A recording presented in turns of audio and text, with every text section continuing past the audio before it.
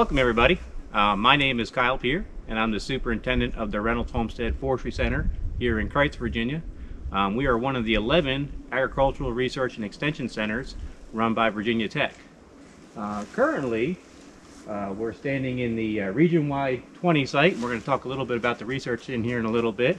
But just to introduce you, this stand is Pinus tata, loblolly pine.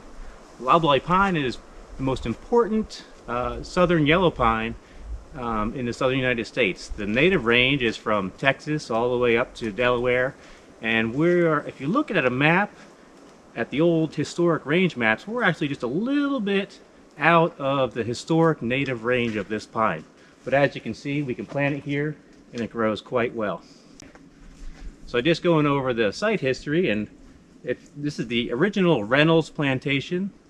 If you recognize that name, is from Reynolds Tobacco, so this is an old tobacco plantation.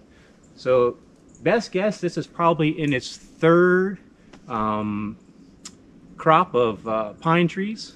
In between that, it was raised primarily for tobacco and for pasture land. The climate here is about 7A, so we're about 1,000 feet elevation. And you're looking at Fairview loam soils, highly eroded after years of agriculture.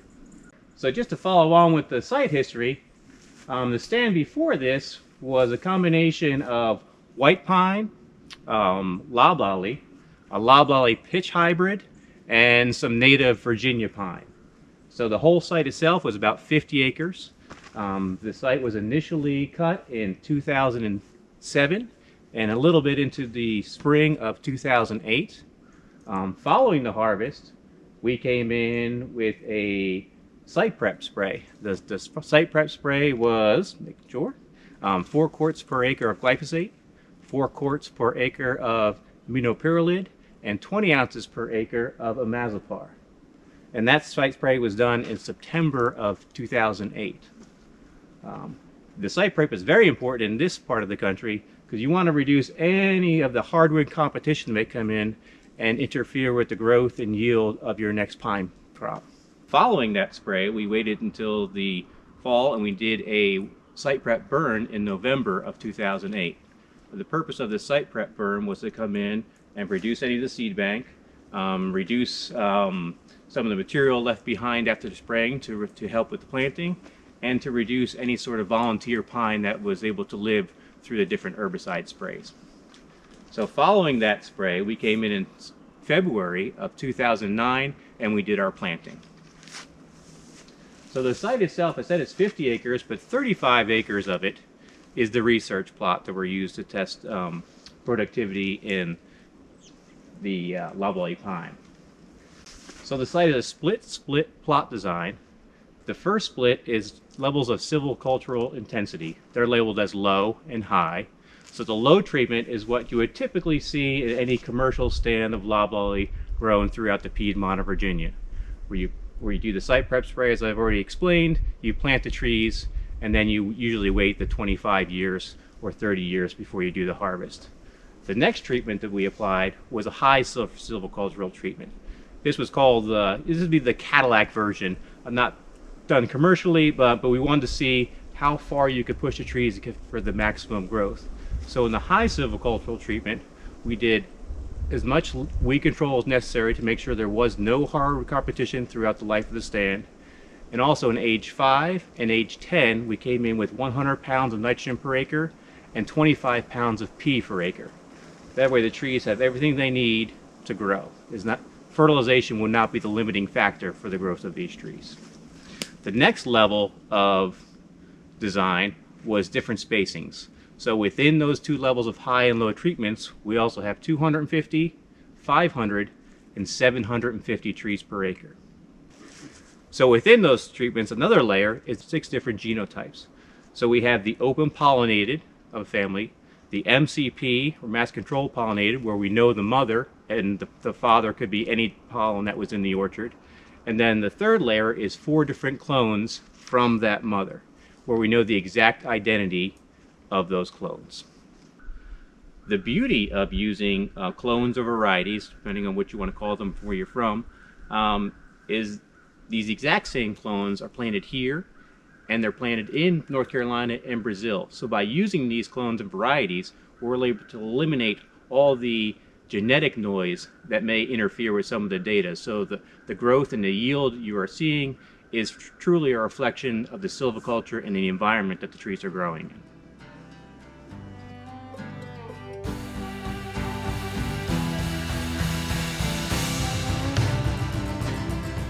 So we commonly recognize 4 stages of stand development. We typically look at Oliver and Larson and their examples of stand development and the stages that stands typically progress through as they develop. Those 4 stages are initiation, where we originally have seedlings that aren't really interfering with one another and are kind of free to grow. Over time, as those seedlings grow, those canopies start to interact with one another, and eventually we have an extinguishing of all light reaching the forest floor. We call that stem exclusion. And that's the stage we're actually in currently, and I'll talk more about that in a second. Eventually, the competition between those stems becomes so intense that there's some competition-related mortality. Resources become more and more rare, come at a premium to those trees. So the rich get richer, and the poor get poorer. And eventually those crowns start to recede, neighbors start to die off, and the holes that are left in the canopy as a result of that competition are what initiate the next cohort of an age class in the understory. And at that point, we've now entered into understory reinitiation. Once those trees that have been initiated in the understory during the understory reinitiation phase, once they reach the overstory, we're now technically, according to Oliver and Larson, in the old growth or late successional stage of stand development. So, like I mentioned, we are in the stage of stem exclusion here in this stand. And a plantation is really a great setting to really notice these differences in stages of stand development because they're augmented, they're kind of exaggerated, and why they're critical for making decision points in your silvicultural system is they tell you what treatments can be implemented at a given time. So, with that in mind, we're in the stage of stem exclusion now, and for the most part, we have an understory that is completely denuded of any competing vegetation. And that's because we've essentially extinguished all light in the overstory from reaching the forest floor. And really that is pretty well exemplified here in that all that we have really kicking around in the understory are these red maples, these shade-tolerant red maples. When you're in the stage of stem exclusion in any stand, whether it's a plantation or a natural stand, that's when you're starting to consider things like pre-commercial or commercial thinning. You're wanting to space these trees out a little bit more rather than wait for time to kill any of these less fit stems. You are the mortality agent that moves into that stand and removes those underperforming stems so you can accelerate the development through the stem exclusion stage and get more quickly into that next stage of stand development. And usually that helps accelerate the rate at which you're producing timber and of course the rate in which you would receive any sort of financial benefit from those treatments. So through the stage of stem exclusion, we're seeing a lot of resource capture from stems. Resources again are kind of coming at a premium and they're coming in short supply. So you want to reinvigorate that resource pool through any number of means. Thinning is probably the most common. Here in the southeast, particularly in plantations, we might do that through fertilization and or the control of any competing vegetation that may exist. But really the stage of stem exclusion is a really important one when identifying stands that are in need of treatment. Crop tree release, thinning, pre-commercial thinning, vegetation control. This is all a primary example of when to implement those treatments.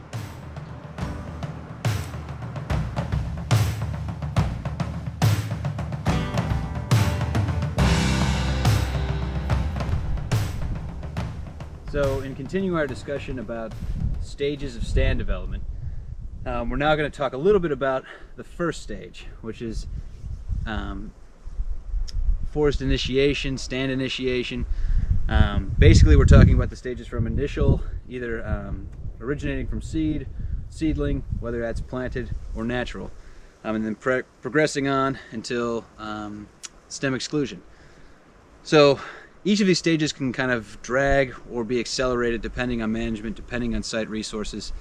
Here again, standing in a plantation that's received virtually all of the resources it needs, presumably, we're really accelerating ourselves through this stage. So So we're standing in a fairly young stand that its natural analog would of course be much more suppressed than this in terms of growth. But again, this is a great example of initiation, stand initiation, that's kind of offered to us in this plantation setting. So we can even see small gradations and differences in that early stage of stand development, where here we have seedlings that are, at this point maybe saplings, that are free to grow, really aren't interfering with one another, yet are still kind of growing in close proximity to one another. If we just were to pivot slightly into the plantation itself, we're seeing trees that are fairly tall, maybe 15 feet tall, that we would still classify as being in stand initiation. The spacing between the trees is still sufficient such that they're not interfering with one another. They're still receiving ample light, probably from all sides, which speaks to the amount of crown retention that we have here. Basically, the crown length is almost the entire length of the stem, which gives us a good indication that this crown is receiving light. And those resources are yet to be truly in short supply. They're still receiving what they need.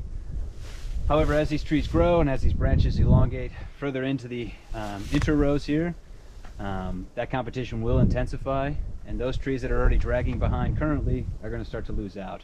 And that's kind of the quintessential marking of entering the stem exclusion stage, is when that competition is really noticeable, it's marked, and the understory is now going to be completely devoid. So we still have some hangers on and some species that actually do well and still do well in high light environments. Some of this blackberry are grasses.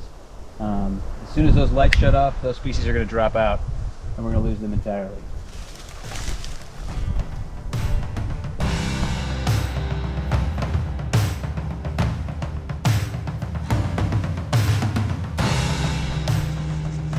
All right, good morning. I'm Tim Albaugh. I work at Virginia Tech in the Forest Productivity Cooperative, and this is the research trial. The Region-Wide 20 is one of the Forest Productivity Cooperative's big studies. We've spent a big effort trying to understand the principles of growth that we're observing here.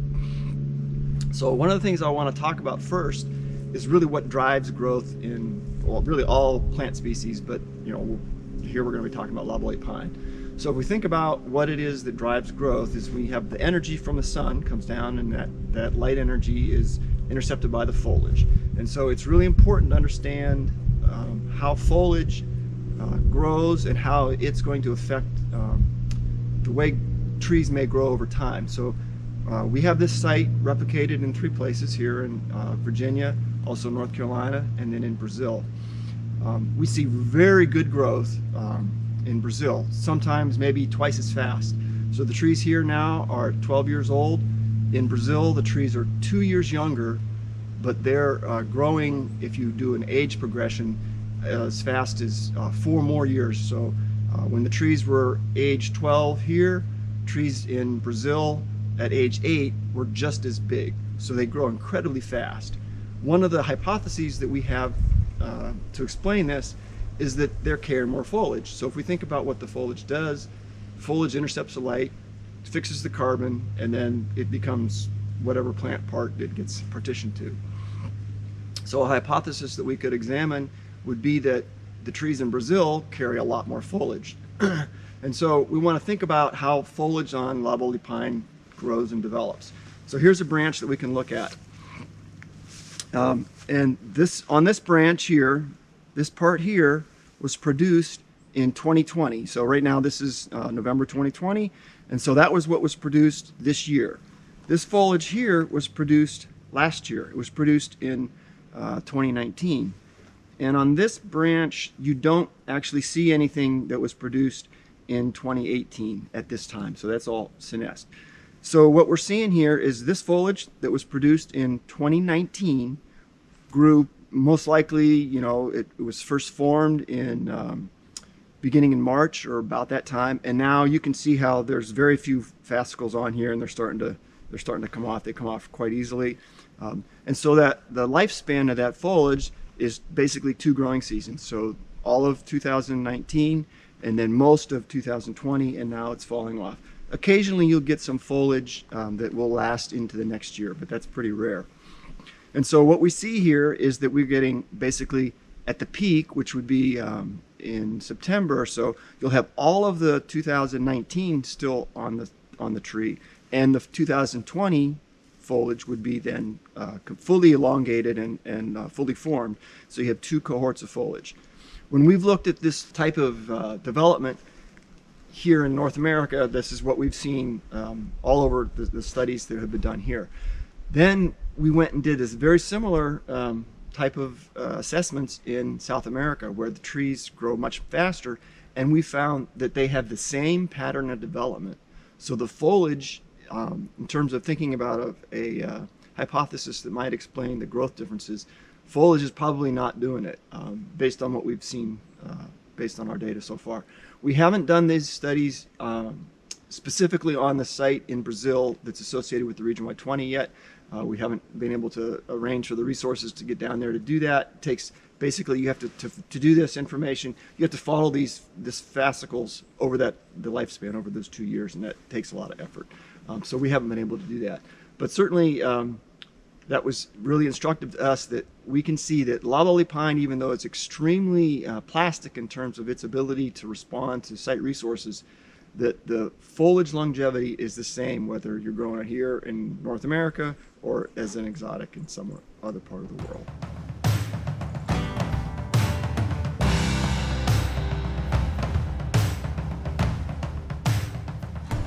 Okay, so what I want to talk about now is when I think about productivity and managing a stand, the thing I'm interested in understanding is how much leaf area is out there. So we're here standing in a I think it's a 4-year-old stand. It's got a lot of foliage out there, and that's a good thing. We want to have a lot of foliage. So with silviculture, what silviculture is to me is being able to manage site resources so that you get the trees to get the available resources on the site. So what that does is, when you think about any kind of silvicultural treatment that you might use during the growth of your stand, it's how is it going to affect site resources, and then will those site resources be then available to the crop trees, in this case loblolly pine. So thinking about something early on in the stand, you're going to want to make sure that you do good vegetation control, because competing vegetation will use up resources. Those resources could be light. It could be your competing vegetation could be tall enough that it would overtop your small trees. Could also be water. Could be nutrients. Later on in the stand, you're going to want to, in most pine stands in the southeast U.S. are going to be nutrient limited, and that's primarily nitrogen. Could be phosphorus also. So typically, management could be some sort of mid-rotation fertilization, maybe around age 10 or 12, something like that. Depending upon what you're planting, how many trees per acre you're planting, you're eventually going to be thinking about some sort of density-dependent mortality issues that you want to manage for. And so thinning becomes an option. And then in that case, most places will do, because it's a plantation, you'll do a 5th row thin and then selection between there. And then after that, maybe depending upon the length of your rotation, you might want to do another fertilization. Fertilizer applications, typically, if you put down about 200 pounds per acre of N with some P out there, the length of the response would be about 8 years. So you would need to think about those types of things in terms of your total plan for your rotation.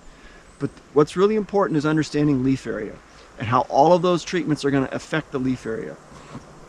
So when we think about early on, we want to have leaf area on the trees, but we have little trees. So then you have to think about being able to get those small trees to have a lot of foliage on them. With loblolly pine, leaf area index, so leaf area is how much foliage area there is compared to the ground area. So in this stand, it's probably got a pretty good leaf area. This time of year, I'm guessing we're only looking at one cohort of foliage on here. This foliage is probably close to 2 to 2.5 units of leaf area, which means there's about 2.5 times as much foliage on the trees as what there is ground area that the trees cover. That's pretty good. So that means that in the summertime, this stand probably had over 3 or close to 3.5. And that's really good. So for loblolly, maximum typically is what we think is 3.5 to 4. That's a really high leaf area index. When you start getting in levels, 1 and 2 in a mid-rotation stand, that definitely is going to indicate that you need to do some sort of intervention with fertilization if you want to maximize productivity. You don't have to do any of that. You can just have an extensive plantation where you just basically plant it and then let it go. That's certainly a possibility. But if you're thinking about production and trying to maximize productivity and ultimately your income from that stand, you might be thinking about things like fertilization, intensive weed control, some sort of density management with thinning. But always, when you think about those things, think about how those treatments are going to affect site resources, which then affects how much leaf area you have, and that results in how much production you have.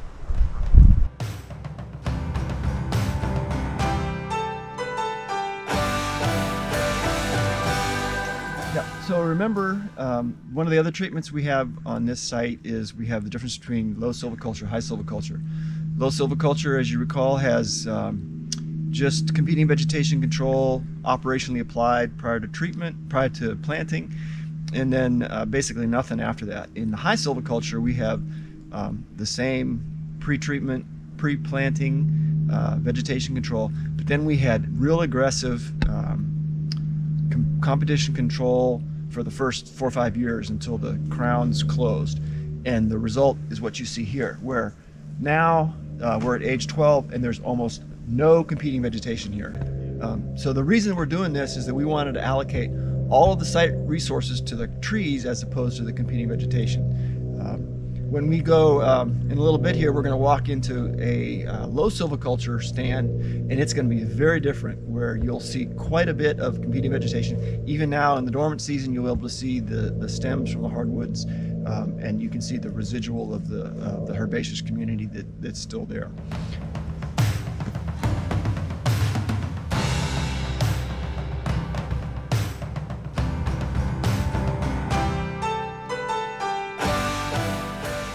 Okay, so you remember we were talking about how the stands set up with different initial planting densities. And so we're going to talk about the effect of that now at age 12. So what we're standing in right here is the 750 trees per acre. And what I want you to note as we look at the trees, that the trees are generally skinnier and they're taller, and the live branches, the live crown is quite high here. So, as we walk down through here, you can see that the trees are a lot closer together. And then as we go in, trees are quite tall, and they have very few branches near the bottom. Now, as we get into the 250 trees per acre, tree shape's different. You can see now we have lots of big branches low in the crown, and some of those are still alive. That one's still got green foliage on it. You can also see where we have some mortality. We'll talk about that in a little bit. But here the trees are much fatter and they're real short. So what we're seeing here in terms of productivity issues is that with the 750 trees per acre, we're getting much higher light use efficiency. So remember, we talked about how the light drives the growth. We have a lot of foliage. That foliage up there is putting all the growth into the tree stem, so that the trees, they're competing for light, and so that they can stay ahead of each other, try to capture that light. Down here, light's less of an issue in terms of competition. The trees are far apart, so they're not competing with each other, and so you end up with these very large branches. And so instead of producing stem volume, which is from a production standpoint what people are really focused on, you end up producing pretty big sized stems, but they're shorter with all this branch material. And so you're getting a lot less stem volume production, or less when you're thinking about volume production as a light use efficiency effect. You get lower light use efficiency in these stands.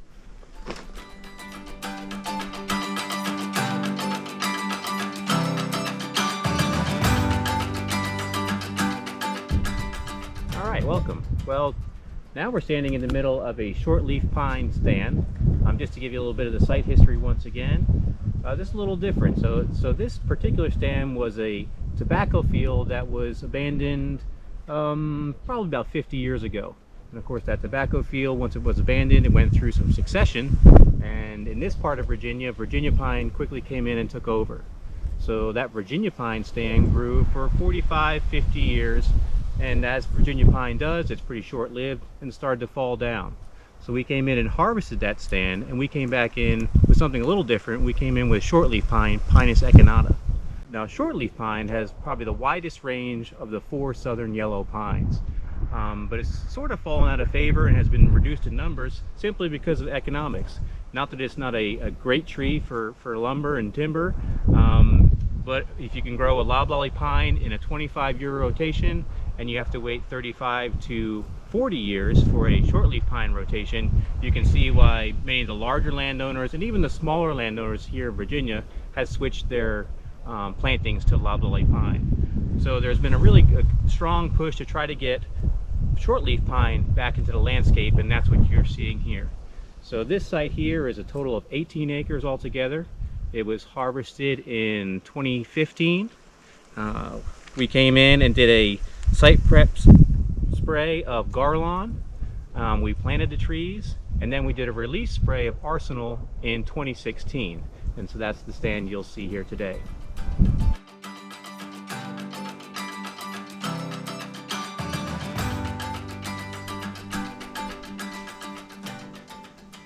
So we're in another part of the plantation. We've already looked at the 18 acres that we planted in shortleaf pine.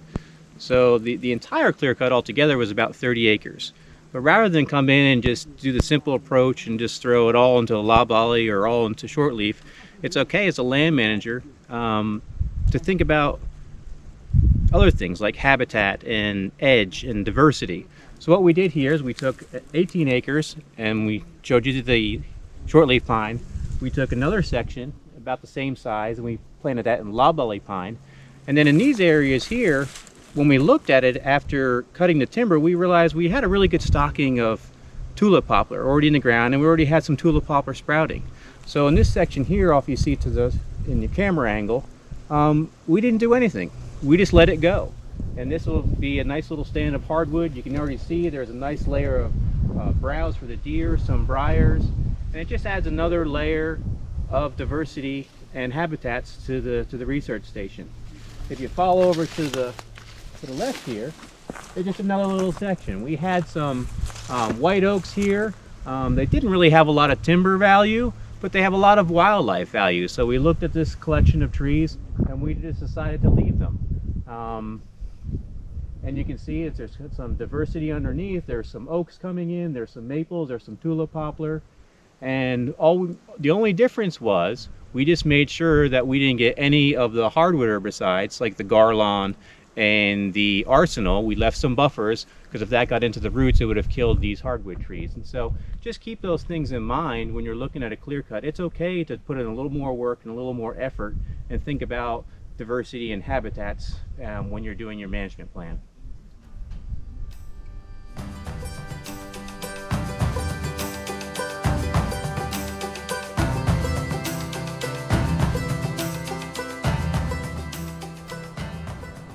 All right, so nothing really brings the idea of the effect of spacing on tree growth as here in this Nelder design. So we'll just kind of look around here real quick and just give you an idea. So all of these trees are the same trees we talked about originally in the Region Y20. So there's the OP, there's the MCP, and then there's the 4 clones. And we've planted them in such a way that you can imagine them as pieces of a pie. So each clone or each variety has 3 wedges. And so this is all 1, 2, 3 are all exactly the same clone or exactly the same seedling. And as you go through here, you'll notice the compactness of the center. So the trees in the center are planted at 3,000 trees per acre. And then as we walk out, the trees on the outer edge of the circle are a spacing of 100 trees per acre. So I really don't need to say too much more. We just need to walk through the stand slowly and just get an idea of the effect of spacing on tree growth. Occasionally I'll just stop along the way so you can get a scale of the size of the trees. Again, all of these trees were planted on the exact same day in 2009. And all the trees within this row are clones. So they're identical to the first tree in the row to the last tree in the row.